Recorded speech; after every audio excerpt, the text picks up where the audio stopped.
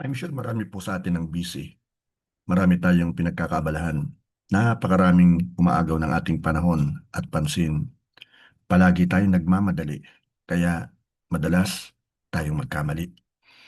Napakalaga po ng sandali muna tayong huminto at i-evaluate o i-assess muna po natin kung nasaan na tayo spiritually at kung saan tayo inililid ng Diyos.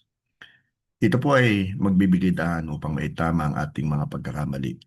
Matyak na tayo po'y sumusunod sa kanyang kalooban upang mapagbuti pa natin ang ating paglilingkod at mabigyan natin siya ng pinakamataas na papuri, karangalan at kaluwalhatian. So let us consider our ways. Doon po sa Book of Haggai, chapter 1 verse 5, nakasulat po, "Now therefore, thus says the Lord of hosts, consider your ways." Point number 1 po, appreciate God's faithfulness. Salamat po sa Diyos sa kanyang grace, mercy, and faithfulness. Salamat po sa Diyos at naisa-celebrate po natin ang mga buhay na kanyang binago, mga prayers na kanya pong sinagot, at mga ministries na kanya pong ibinless. Ikalawa po, search our hearts. Ngayon po ay panahon para siyasatin natin ang ating mga puso. Mas napalapit ba ako sa Diyos? Naglilingkod ba ako sa Kanya ng may tunay at malinis na motibo? Ikatlo, strengthen what remains.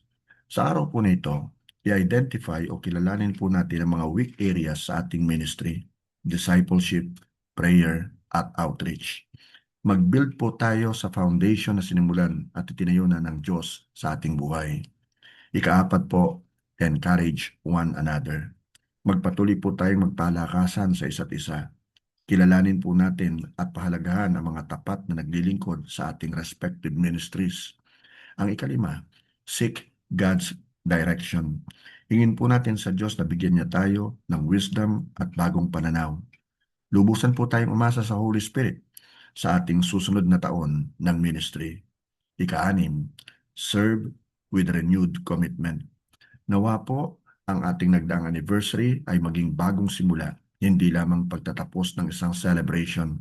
Magtalaga po tayo sa mas malalim na katapatan sa pagsamba, panalangin, soul winning, discipleship at paglilingkod.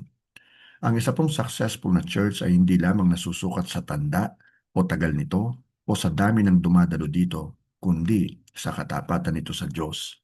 Habang ina-assess o sinusuri po natin ang ating sarili, naway patuloy tayong lumago sa pag-ibig, kabanalan, pagkakaisa at misyon upang mabigyan ng kaluwalhatian ng Diyos sa mga darating pang mga taon. Maraming salamat po sa inyo pong pakikinig. Ibalik po natin sa Diyos ang pinakamataas na papuri at pagsamba. Sa matamis na pangalan ni Jesus, God bless us all. Amen.